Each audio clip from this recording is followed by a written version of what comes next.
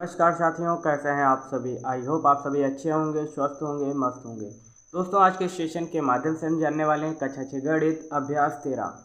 इस एक्सरसाइज को जानने से पहले कुछ बेसिक चीज़ों को कवर करेंगे। त्रिभुज से संबंधित जितनी भी बेसिक चीज़ें उन सभी को आज हम डिटेल में कवर करेंगे और जितने भी इस एक्सरसाइज के क्वेश्चन हैं वो आप खुद से करिएगा, ठीक है। क्योंकि बेसिक चीज़ें ही हैं जो आपको जान लेनी चाहिए, जिनकी मदद से आप क्वेश्चन को आसानी से कर सकते हैं।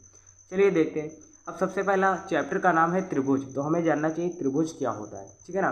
तो त्रिभुज की डेफिनेशन आपकी किताब में दी गई है, चलिए पढ़ते हैं। त्रिभुज क्या होता है। त्रिभुज तीन रेखा खंडों से बनी एक बंद सरल आकृति होती है। त्रिभुज क्या होता है, सिर्फ और सिर्फ तीन रेखा खंडों से बनी एक सरल आकृति होती है। मान लीजिए एक रेखाखंड ये हो गया, दूसरा रेखाखंड ये हो गया और तीसरा रेखाखंड ये हो गया। इसका अब हमने नाम दे दिया ए बी सी, तो ये क्या हो गए, शीर्ष। उसके बाद कह रहा है जिसके तीन शीर्ष हों, तीन शीर्ष हैं ए बी सी। अब कह रहा है जिनके तीन कोण हों, एक कोण ये है, एक कोण ये है और एक कोण ये है। तो तीन कोण भी हैं, तीन शीर्ष भी हैं। क्वेश्चन कह रहा था त्रिभुज, त्रिभुज किसे कहते हैं। तो त्रिभुज होता क्या है, तीन रेखाखंड होने चाहिए, ए सी ए बी और बी सी, ये तीन रेखाखंड हो गए। अब इनसे एक आकृति बनती है जिसे कहते हैं त्रिभुज, जिसमें तीन शीर्ष हैं ए बी सी और इसमें तीन कोण हैं जिनमें कोण ए, कोण बी, कोण सी। तो ऐसी आकृति को हम त्रिभुज कहते हैं। आई होप आप सभी को समझ में आया होगा त्रिभुज क्या होता है। त्रिभुज तीन रेखाखंडों से मिलकर बनता है, ठीक है, और इसमें तीन शीर्ष और तीन भुजाएं और तीन कोण दिए रहते हैं। जैसा कि आप ये आकृतियां देख पा रहे होंगे, ये सभी त्रिभुज ही है, ठीक है।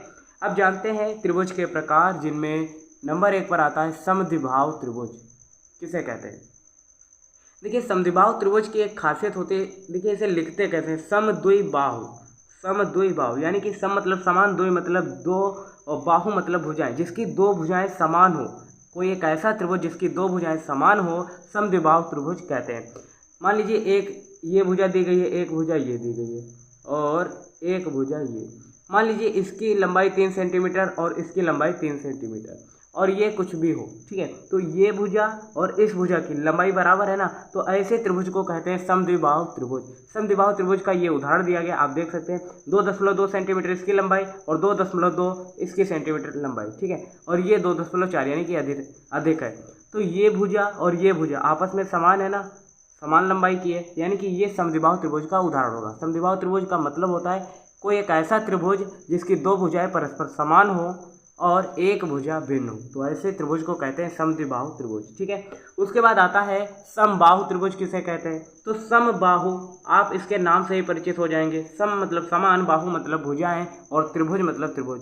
कोई त्रिभुज ऐसा हो जिसकी सारी भुजाएं समान हो। आप यहाँ पर देख पा रहे होंगे 4 सेंटीमीटर 4 सेंटीमीटर 4 सेंटीमीटर, इन सभी भुजाओं की लंबाई 4-4 सेंटीमीटर है, यानी कि ये देखिए प्रत्येक भुजा बराबर है, यानी कि यह समबाहु त्रिभुज का एक अच्छा उदाहरण है, आप देख सकते हैं, ठीक है। उसके बाद आता है विषमबाहु त्रिभुज। तो विषमबाहु त्रिभुज किसे कहते हैं, विषम मतलब अलग, बाहु मतलब भुजाएं, जिसकी सारी भुजाएं अलग अलग हों, तो उसे हम कहते हैं विषमबाहु त्रिभुज। आप डेफिनेशन भी पढ़ सकते हैं, ठीक है। यहाँ पर ये भुजा दी गई 5 सेंटीमीटर, ये 2.5 सेंटीमीटर, ये 3.5 सेंटीमीटर। ये जो त्रिभुज दिया गया है इसकी सारी भुजाएं देख पा रहे होंगे अलग अलग माप की हैं, यानी कि यह त्रिभुज किस तरीके का है, विषमबाहु त्रिभुज। आप इनके नाम से याद रखिएगा। सबसे पहले हमने सीखा त्रिभुज क्या होता है। त्रिभुज क्या होता है, ये तीन रेखाओं से मिलकर एक बनी आकृति होती है जिसमें तीन शीर्ष होते हैं, उन तीन कोण होते हैं, क्लियर है ना, उसे हम त्रिभुज कहते हैं। उसके बाद आता है त्रिभुजों के प्रकार, जैसे समद्विबाहु त्रिभुज किसे कहते हैं, तो समद्विबाहु यानी कि जिसकी दो भुजाएं समान हो, ऐसा त्रिभुज जिसकी दो भुजाएं परस्पर समान हो, समद्विबाहु त्रिभुज कहलाता है। समबाहु त्रिभुज की बात करते हैं। समबाहु मतलब समान भुजाएं, कोई एक ऐसा त्रिभुज जिसकी सारी भुजाएं समान हो, तो समबाहु त्रिभुज कहलाता है। विषमबाहु त्रिभुज किसे कहते हैं, विषमबाहु मतलब जिसकी सारी भुजाएं अलग अलग हों, विषमबाहु त्रिभुज कहलाता है। आई होप ये डेफिनेशन आपको क्लियर हुई होंगी। और अब चलते हैं नेक्स्ट। अब जानते हैं यहाँ पर जैसे न्यून कोण क्या होता है, सम कोण क्या होता है और अधिक कोण क्या होता है, ठीक है। तो सबसे पहले जानते हैं, देखिए ए बी सी कोण आप देख पा रहे होंगे, ए बी सी, इस प्रकार के त्रिभुज को हम न्यून कोण त्रिभुज कहते हैं। न्यून कोण त्रिभुज का मतलब होता है 90 से, देखिए 0 से बड़ा और 90 से छोटा। कोई कोण ऐसा होना चाहिए जो 0 से बड़ा हो और 90 से छोटा हो, ठीक है, उसे हम न्यून कोण कहते हैं। समकोण किसे कहते हैं, जिसका मान 90 डिग्री हो, यानी कि 90 अंश हो, तो उसे हम समकोण कहते हैं। और अधिक कोण किसे कहते हैं, जो 90 अंश से अधिक हो और 180 से छोटा हो, वह अधिक कोण त्रिभुज कहलाता है, ठीक है ना। अब चलते हैं नेक्स्ट। यहाँ पर भुजाओं की दृष्टि से त्रिभुज के प्रकार के विषय में उल्लेख किया गया है। चलिए अब ये जान लेते हैं। यहाँ पर दिया गया है भुजाओं की दृष्टि से त्रिभुजों के प्रकार। ठीक है, तो त्रिभुजों के प्रकार में हमने सबसे पहले अभी सीखा था समबाहु त्रिभुज किसे कहते हैं। चलिए फटाफट कमेंट में इसकी डेफिनेशन लिखिए। और उसके बाद समद्विबाहु त्रिभुज जाना था और उसके बाद विषमबाहु त्रिभुज भी जाना था। हमने आपको बताया था वह त्रिभुज जिसकी तीनों भुजाएं समान होती हैं समबाहु त्रिभुज होता है। या फिर हमने डेफिनेशन में आपको ये बताया था कोई ऐसा त्रिभुज जिसकी सारी भुजाएं परस्पर समान हो समबाहु त्रिभुज कहलाता है। समद्विबाहु त्रिभुज, कोई मान लीजिए समबाहु त्रिभुज का उदाहरण लेना है। मान लीजिए इस भुजा की लंबाई a सेंटीमीटर, इस भुजा की लंबाई a सेंटीमीटर, इस भुजा की लंबाई a सेंटीमीटर। तो आप देख पा रहे होंगे तीनों की भुजाएं समान है, यानी कि ये समबाहु त्रिभुज का एक अच्छा उदाहरण है। उसके बाद समद्विबाहु त्रिभुज, मान लीजिए इसकी कोई दो भुजाएं a सेंटीमीटर और ये b सेंटीमीटर, ये भुजा कोई दो भुजाएं परस्पर समान होंगी तो समद्विबाहु त्रिभुज होगा। विषमबाहु त्रिभुज में प्रत्येक भुजा की माप अलग अलग होगी। ये होगा a, ये होगा b, ये होगा c, यानी कि प्रत्येक भुजा की माप अलग अलग है। तो ये होगा समद्विबाहु त्रिभुज का उदाहरण, विषमबाहु त्रिभुज का उदाहरण। ठीक है ना। तो समबाहु त्रिभुज, समद्विबाहु त्रिभुज और विषमबाहु त्रिभुज होता क्या है आपने ये सीखा। अब कोणों की दृष्टि से त्रिभुजों के प्रकार देख लेते हैं। अभी आपने सीखा था समकोण त्रिभुज किसे कहते हैं, तो जिसका मान 90 डिग्री होता है समकोण त्रिभुज होता है। अधिक कोण अभी हमने सीखा था क्या होता है, जिसका 90 मान से बड़ा हो कोण और 180 से छोटा हो। न्यून कोण हमने सीखा था, न्यून कोण क्या होता है, 0 से बड़ा और 90 से छोटा कोण जो होता है उसे हम न्यून कोण कहते हैं। तो ये सभी चीज़ें हमने जान ली हैं। अब जानते हैं सर्वांगसम के नियम। सर्वांगसम के नियम क्या होते हैं, अब सर्वांगसम कहते कब है, किस आकृति को सर्वांगसम हम कहेंगे। ठीक है, आपकी किताब में एक डेफिनेशन दी गई होगी, आप यहाँ पर देख पा रहे होंगे।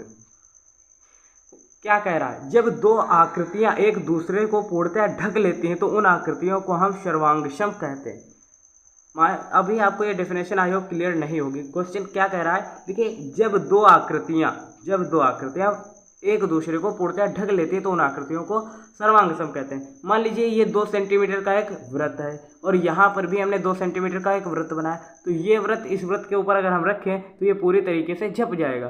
कहने का मतलब सिर्फ और सिर्फ यही है कि जब दो आकृतियाँ एक दूसरे को पूर्णतः ढक लेती हैं तो वे परस्पर सर्वांगसम होती है। सर्वांगसम कुछ आकृतियाँ ये दी गई हैं, आप अपनी किताब में देखिएगा और मिलान करिएगा। ठीक है, साथ ही अगर कुछ और भी बेसिक चीज़ें दी गई उन्हें भी जान लेते हैं। सर्वांगसम का चिन्ह क्या होता है वो भी यहाँ पर देख लीजिए। ये जो चिन्ह दिया गया ये सर्वांगसम का चिन्ह होता है। ठीक है, क्या होता है आप यहाँ पर एक बार देख सकते हैं, ये होता है सर्वांगसम का नियम, चिन्ह होता है। ठीक है, सर्वांगसम का प्रतीक क्या होता है ये आप नोट कर लीजिएगा।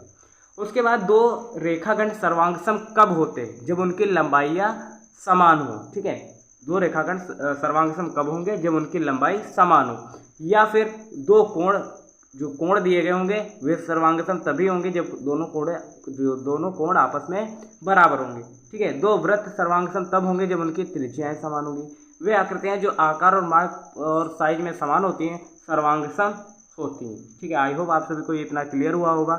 इन्हीं बेसिस पे आपके एक्सरसाइज के क्वेश्चंस होंगे। अगर इतना आप कर लेते हैं तो क्वेश्चंस आसानी से हो जाएंगे। आप चाहें तो 13B का पहला क्वेश्चन चलिए हम कर लेते हैं और उसके बाद जो भी क्वेश्चंस बचेंगे इस एक्सरसाइज के आप खुद से करिएगा। क्वेश्चन क्या कह रहा है, नीचे दिए गए दो रेखाखंड हैं। ठीक है, दोनों रेखाखंड सर्वांगसम है और अभी आप पढ़कर आए रेखाखंड सर्वांगसम कब होते हैं, या तो फिर देखिए उनकी भुजाओं में या भुजाओं की लंबाई बराबर हो तो AB बराबर CD होगी। इतनी बात क्लियर है। या अगर भुजाएं दी गई हैं तो भुजाएं परस्पर समान होनी चाहिए।